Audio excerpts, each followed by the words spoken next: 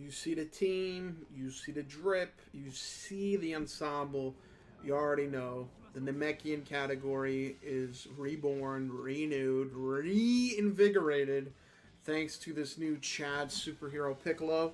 It's unfortunate that this Piccolo does not lead Namekian's category. It kind of sucks. I was really hoping that he would have a leader skill similar to Gamma 1, I think, or Gamma 2, where they have like 3 categories. I was hoping like Battle of Wits, something else, and Namekians, but it is what it is. Unfortunately, the Namekians category is still on life support. I named this team life support for the reason that they are on life support. It's very painful. It's very depressing. And it actually is a little unfun, I would say, running this Namekians team the way I did. It's probably the best way to run it, because you end up having 2 TEQ Piccolos, who obviously, as you know, you bring TEQ Piccolo, you win. But Nail's not on this team. Your boy TEQ King Piccolo, the OG King Piccolo's not on his team. And it's mostly because of the fact that I reset the game like I don't know how many times trying to find a 5 Piccolo leader. I probably could have done this with a 5 Piccolo leader, but it just did not work out. It was not in the cards. It was not there, but I was able to do it, okay? I was able to finally write this off the bucket list. And it's very convincing to say that TEQ Piccolo is really good, just because of the fact that if you look at this, your man literally carried the Namekian category, which is probably one of the worst categories in the game, as you can see. Yes, I'm using Int Piccolo from the World Tournament on this team because, you know, because this is a Piccolo team that has Piccolo in it, you pretty much are forced to use just Piccolo because there's no other Namekian that is on Battle of Wits other than Piccolo. It's like, goddamn, bro, like, what, Piccolo, I know you're a cool guy, but can you get some other Namekians in here? Like, not even a Kami Guru? Disrespectful, but, yeah, I'm enjoying the new Piccolo. He's an absolute Chad. He pretty much destroys every event in the game. I think for me personally, I've played Dokkan, but I haven't played Dokkan, and what I mean by that is I haven't checked out the new Red Zone stages. I have not checked out the new and improved Dragon Ball History story mode that they got going on. I haven't checked that out yet. And I still have not done certain boss arches just because of the fact that I think that if I leave it in the event and not take the stones out, it'll be saving it. I'm actually going to practice a little bit of real-life gacha game psychology myself. I'm going to put some money not just in my savings account, because you know once the money goes from your checking account to the savings account, you're obviously going to save it, hopefully. But I am going to go ahead and resubmit X amount of money for the Series I bond. That is pretty much a cheat code for if you have no money, you don't know what to do with it. I know a lot of people think that this market is a great opportunity. Oh my god, stocks are so low. We can buy in at the high. Wow, we can really make a killing. I don't trust the stock market. The stock market does not revolve around products. It revolves around sentiment. It revolves around feeling. I do invest in it, but I would never, ever invest like my life savings into it or any amount of money that I thought was significant. I mean, there was literally an epidemic of retarded companies that literally existed on bad business practices that were doing really well, like Affirm, Klarna, Upstart, who, ironically enough, in 2021, there was a post online about how many like software engineers that worked at Upstart that became multimillionaires because the stock went from what was expected to be its high of like $20, $30 to over $400.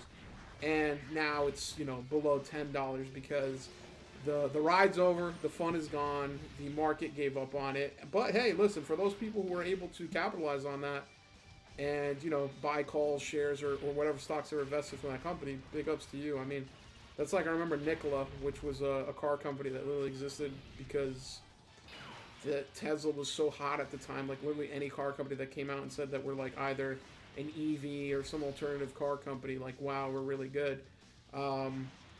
Some way, somehow, it just literally was making people millions of dollars, even though it had no product, and even now the CEO is going to court for fraud. And speaking of fraud, as you can see right here, I am using Int Piccolo on this rotation. I have no idea how I never got caught off guard with Int Piccolo, because originally I was using Phi Piccolo, TUR Phi Piccolo, and I have him with 30 dodge, I believe, if I'm not mistaken. Like, I gave him dodge on dodge on dodge.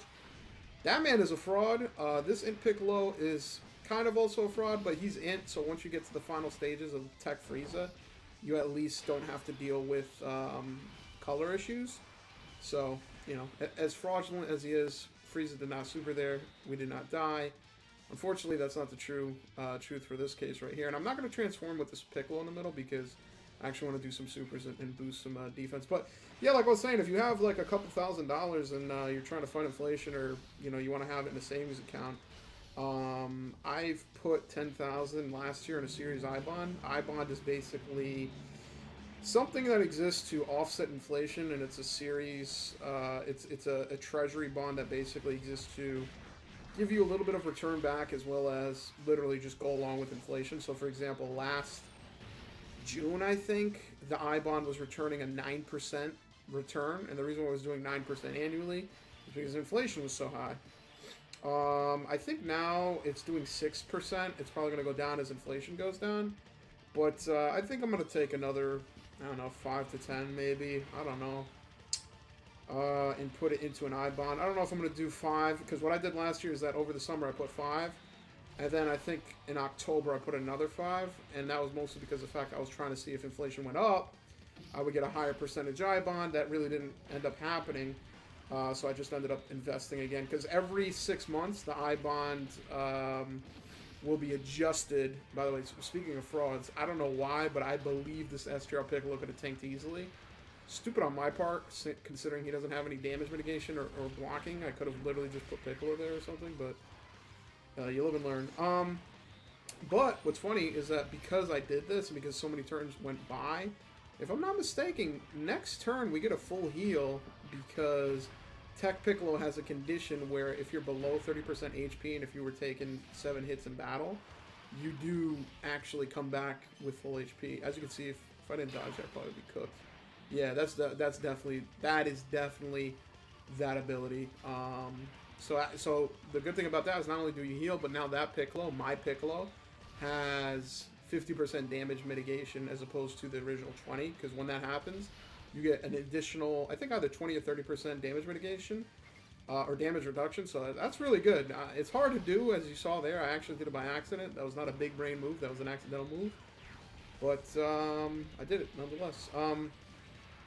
But yeah, for the I bond, I put 5.5 last year. I'm probably going to do that again this year. I don't know when I'm going to do it. Maybe I'll do it, I don't know, February possibly. For the most part, I try to stay fairly liquid. I don't put that much money into the market. I think that a lot of people think that if you put money in your bank account, your savings account is basically burning away, which technically is true because, you know, inflation is at a rate of 6% now, is 8% at a high before. You know, you're literally losing, you know, 5 to 6% of your money, because I think now the interest rate you get in savings account is like 3 to 4%, whereas before it was like 1.5. So your money is burning away. It is going away, but at the same time, the market is so volatile and so regarded. Like, I feel like it's not worth the headache. And that's one thing for me, is whenever I actively invest, I don't like having so much money in the market where I need to check that every day. I gotta check 9:30 a.m. I gotta look at the news. I gotta do this and that. I did that at one point when I first started investing, and it wasn't really a crazy amount of money, but at that time it was pretty significant. It was like 5 grand. It was basically my entire tax return that I put in the market, and I didn't even mean to put it all in the market. It's just at that time it was 2020, the Q1 2020 before Corona hit, and the market was just going crazy. Everything was up, Microsoft up, Apple up, and I'm like, God damn, I put money in, and the money just come out like so much. I'm like, I put 500 in, I'm like, damn, I should have put more. I put 1,000 in, damn, I should have put more. I put 3,000 in, damn, I should have put more. Ended up putting like close to $4,000, and I made a decent amount of returns within the course of a month. I took 4 grand, it became 12, and then that 12 became 8, and then it became 6. Because when coronavirus hit, I was thinking to myself, I'm like, coronavirus, that shit ain't never gonna affect the United States of America. That's irrelevant. Why would I care about coronavirus? And ironically enough, I should have cared. That was really a lesson in humbleness, and as well as not being completely retarded. Regarded, which was my case at that point in time. But so far, so good. I mean, when it comes to the market, I think the biggest thing I did from a personal perspective is that I was able to take my Amazon shares and throw them in the garbage and move over to Microsoft. I think Microsoft is doing a lot of a better job. It's down, but it's not 70 fucking percent down. I literally joined Amazon when they were at their all-time high of around $3,400 per share, no exaggeration. So if I had stayed at Amazon, that equity that I had gotten would have taken a 70% hit, which is an L. And plus, I still would have been working at Amazon. So really, when you think about it, I feel like personally I took a big W. I'm really happy I went to Microsoft because it's been almost 9 months now, believe it or not. I mean, you know, for me, I'm actually living it, but it feels so short in comparison to what it actually is. Like, I feel like I've been at this company for like, I don't know. I feel like I've been at this company for like 4 months. That's how it feels like, as opposed to 9 months, which is a good thing. I think that's a good thing because I don't feel like I'm like, oh shit, I've been here so long, I'm burnt out, I wish I could quit, etc., etc. Now, don't get me wrong, I am still like, I'm not studying as much, I'm gonna be honest, because for the past 2 years, from 2020 up until 2021 and a little bit of 2022 over the summer as well, I was studying a lot. So much so I was getting a little bit of that whiplash syndrome where you're like, you're studying, and then like whether you pass or fail, I was just thinking to myself, I'm like, damn, is this even worth it? I'm putting so much time and effort into it. I think I probably should have the more healthy approach of like doing 2 or 3 problems a week, and then over the course of a year that ends up being 150 problems, as opposed to what I was doing where in the span of 1 quarter I'm doing like, you know, hundreds of problems, or, you know, reading shit, or doing different practice problems. I don't know. For me, I've been a lot happier the past year with my own personal time. Like when I say happier, I mean obviously, as hedonistic as it sounds, I think I'm really, really happy that I have not spent as much time studying. And for me personally, I'm not gonna lie, if some way, somehow, the company I've been talking to, I'm actually going to touch base with them next week. If I'm able to transition to that company over the next 6 to 7 months, I'll be really happy. Like, I'd be so happy if I was able to either A, transition to that company within the next 6 months, or B, just transition to that company, period, next year. Because that was the company that I was looking to join for a while. Google, by the way, is what I'm talking about. I was looking to join them for a while, just out of curiosity at this point. I really like my current position. I feel like I honestly will not quit unless I feel like it's the right thing to do. I'm not going to do it just because of the company name. Like, I'm not going to leave this job and be like, oh, I want to work at Google. I'm going to work at GCP using fucking Python and machine learning for data science. No, I'm not going to, like, go into a field or go into an area that I'm not interested in. Because the whole meme of like, oh, you could work there for a year and then change your team. It's like, yeah, you could, but why would you do that? I mean, I don't know. I'm talking a lot of shit. Maybe that's something I would do. Maybe that's something where I'm like, oh, I think it's such a good positive. That's something I will do. Because when I worked at Amazon for a quarter, I basically worked on data science related things like data collection, data inspection, statistics, stuff like that. I didn't really like it. I did it for a quarter because my manager really needed it, and I was helpful, so I did do it, and I helped out with it. But at the end of the day, I kind of realized, like, I'm not interested in that kind of stuff, and even over the summer, I kind of sort of dodged a white elephant because I was interviewing with Apple, and I did really well with Apple. I did multiple interviews, and I got to the final interview, and I think a couple of things came out of that where I think myself as well as the interviewers kind of realized it would have been the perfect fit. Because what they were interviewing for, in my opinion, what they were interviewing for was a little idiotic because they had a team of people who worked on the front end, people who worked on the back end, people who worked on the API, people who worked on the big data, and all these different people were in different areas of it. But what they were interviewing me for was like everything for some reason. They're like, oh, you used Spark before. Tell us what you did with it. And I told them, and then they're like, oh, do you know these Spark SQL commands by heart, by memory? And I'm like, no, I don't. Like, no, I don't memorize that shit. And they're like, really? Why don't you know this? Why don't you know that? So that was like one small negative, is the fact that I didn't have that much big data experience. I didn't really want it, but I didn't have that much. And then another thing that I think was a negative that probably came through was the fact that I was looking for a team that was pretty big on collaboration, pretty big on like growth and investment and just collaboration. Like, even at my current team, it's not like we have meetings, long meetings every day, but we have stand-up every day, except for Friday.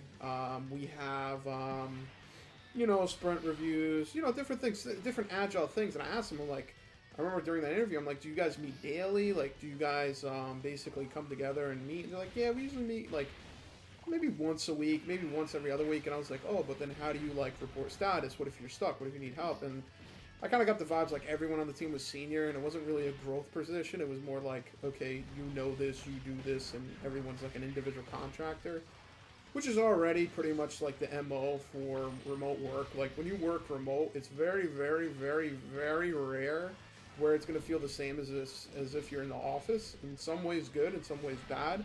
I know for me, like, I think that I do try to communicate with my, like, you usually when you work remote, you're going to work with like 3 or 4 people a lot. And then everyone else is like, they don't exist. Like, I've talked to, like, out of the 12 people on my team, I think I've talked to 4 or 5 or 6 religiously other than my manager. And then when it comes to that, it's kind of like one of those things where it's like, okay, I don't really talk to them unless I need to do something. So it's not like you're really conversing or chatting or anything like that. And I've gone to, like, they have, like, virtual water coolers, which honestly is pretty corny, but at the same time, it's, like, nice sometimes. You just go in there, talk shit. I remember I went in there, I was just talking about, before the Christmas break, talking about the World Cup, talking about the MLS championship game that happened. Pretty much just talked about soccer, and then it went to weather. It's like, oh, the weather, pretty cold out. It's like, oh, it's actually hot by me. It's like, all right, kind of like chit chat, small talk. Not exactly the most invigorating, but you know, you get to know people a little bit better. Yeah, it's definitely something that when I talked to Apple, it didn't seem like something they really cared about. So they probably saw that and they were like, yo, by the way, this guy, he sounds to me like he really, really wants some guidance, and in my opinion, that's a red flag, because we just want senior people who are doing senior things. And right here, excuse me, I whiff on the TEQ Piccolo because I was so afraid that if I didn't get the STR orbs in Ada Super, that even with one Whis, I would end up fucking dying with STR fraud Piccolo. So I basically was just like, fuck it, let me just do this so I can make sure that my boy at the end there gets enough orbs for his defense buff. But work's been good. Work's been good. I mean, even this week, man, I came back from the break. I was kind of depressed. The reason why I was depressed is, one, you're coming back to work, and two, I made a bunch of obligations during the break. Like during the break, like one of my coworkers from my old company reached out to like, yo, do you want to grab lunch? I'm like, fuck it, bro, it's Christmas, hell yeah. And then like I did it, and I was like, fuck, that took time out of my day. And then I was like, that didn't bother me. What bothered me is that I made like commitments to people, and I was like, yeah, I'll do this, I'll do that. And then when work came back, I was like, fuck. I was like, damn, bro, like now I don't have that much free time, and now I really don't feel like doing certain things. But I'm a man of my word. I'm a man of my honor, and I will do those commitments and do those things. But I definitely got to take into consideration that just because you're feeling like you're going to do something Christmas week doesn't mean you're going to do it the next week. So it's one of those odd things where you realize how precious your time is once your time is gone. So at the end of the day, it's been good. I mean, I came back from the Christmas break. It was great. Watched the World Cup. Argentina won it. It was beautiful. Fucking watching Lionel Messi finally get that W was beautiful and amazing. Similarly, oh, that's a lot of damage. Similarly, I also enjoyed watching Avatar, a movie that's 3 hours. That's the thing, like, I would have never watched Avatar unless I was on Christmas break. Like, for real, like, that movie's 3 motherfucking hours long. I went there at 8 p.m., or not even 8 p.m., I think I went there, like, 8:45, whenever the fuck the movie left, and I left the cinema, like, 1 a.m. or some shit. I was like, what the fuck? Like how is this... How is this movie this long? I looked at the runtime, it's like 3 hours and 20 minutes. It's like, fuck, dude. And it was a decent movie because I did watch Black Panther also. And when I watched Black Panther, that shit was like painful. Like I was watching that shit going like, damn, this is a long ass movie. But with Avatar, it wasn't that bad. It kind of felt like, as long as it was, it didn't feel like it was unwatchable. Like it didn't feel like you were there, like imprisoned and shit. But it definitely wasn't something I would do unless I had extra free time. Yeah, this Chad Piccolo active is so beautiful, dude. Oh man, this guy. This motherfucker look like the OG Ronnie Coleman, bro. This motherfucker lightweight in this bitch. Um, and I actually am happy because over the break, I did one thing that I'm continuing to do, which is go to the gym more regularly. Like over the break, I went every 3 or 4 days to the gym. So far, coming back to work, I went last Friday, and then I went today, which is Friday, or at least, you know, right now it's technically Saturday because late at night, but I went to the gym, and I'm trying to get in a better habit of doing it more regularly because I think one thing I used to do is that I have a home gym, I have a bench press, and I also have like an elliptical, and whenever winter time came around, that shit was a bitch because it'd just be too fucking cold. And I didn't want to join a gym because I don't know. I was like, dude, I'm doing all my exercise at home. Like, what do I need a gym for? But thankfully, thanks to Microsoft, the good people there, I was able to get not even a year's worth. I just have like X amount of money that the company gives me for well-being. So like, I think like things for like mental health and physical health, they'll reimburse you. So I just got the gym membership, and then I got the reimbursement, and I was like, fuck it, free fucking money, and might as well do it. I mean, I basically was able to reimburse that shit, so I think that just popped up in my paycheck, so it's like, fuck it, I paid for a year's worth of a gym membership, which was like maybe $600, which isn't too bad. It's like $50 a month, and hey, at the end of the day, the company reimbursed it. I got really no excuse not to do it. I mean, technically, even if I didn't go to the gym, it's as if I didn't pay for it, but that's still pretty wasteful. And honestly, the gym is pretty nice. It's not huge. There are some gyms that I've been to in my city and in my area that are like fucking gigantic. You go in there and there could be like up to legitimately 150 people. This is more like a third of that. But I like it. It seems to be pretty good. Even after the January rush of like new joiners, and there are still people that are joining, the capacity is still pretty good. I never really see it more than like 50% capacity even when it's busy, so it's not like I can't get on a machine or I can't do certain things. And even, even if I'm doing like an exercise, the way I do it, I usually do cardio for 20 minutes just because you gotta do it. I hate cardio. That shit is so fucking boring. Like, I'll play Dokkan during cardio and it'll help, but at the same time it's like, fuck man, I just don't like it. It's just so fucking boring. And then after that, I usually do some chest, back, arms, and then legs. I do 3 upper body exercises, and I do 2.5 lower body exercises. Like 2 are actually lower body, and then 1 just because it involves free weights. It technically is like a part of a squat, not a squat, but part of a squat. So I've been doing good so far. I like that when I go, I keep like a pretty good pace, and for the most part when I go to the gym, it takes me like 20 to 25 minutes cardio. I don't like doing cardio too long because I've gone and done cardio for like 40 minutes, and I get so drained looking at the clock. Like, I look at the clock, I'm like, Jesus Christ, dude. Like, what am I going to be here all day? That's a photo finish right there, by the way. So I usually do 20-25 minutes of cardio. After I do cardio, I go and do the free weights, and then after the free weights, I go and do the other exercises. And then by the time I'm done, I'm usually in there for like an hour and a half, you know what I mean? An hour and 15 sometimes. So it's not too bad. I think that it's been something that's been enough where there's enough motivation there where I'm not going to just drop it off the face of the earth. So hopefully I keep a pretty good cadence. So far, I've gone at least once a week, if not every 4 days. So hopefully there's something I stick to. There's something I continue doing. As you can see, we did it. We were able to do it. It did require the 2 Giga Chad Piccolos in the game, which is not an understatement to say are overpowered. We got close before. Honestly, this team needed something. It was missing something. It needed a unit to just bring it home, wrap it up, and put that ball in the basket. And your boy Piccolo delivered. It's about 6 or 7 months late, but he still delivered.